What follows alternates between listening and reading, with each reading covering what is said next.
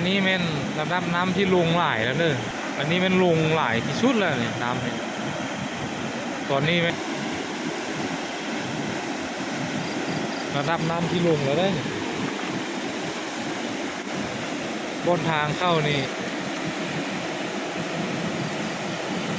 จู้พื้นขวา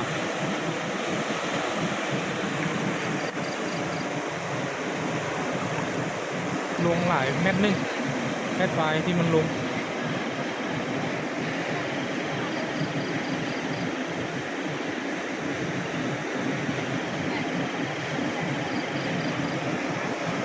คือว่าเข้าเหือนบ่ได้แล้วคือว่าเหือนนี่จะได้มียกย้ายเขตนี้เด้ออันตรายความเสี่ยงสูง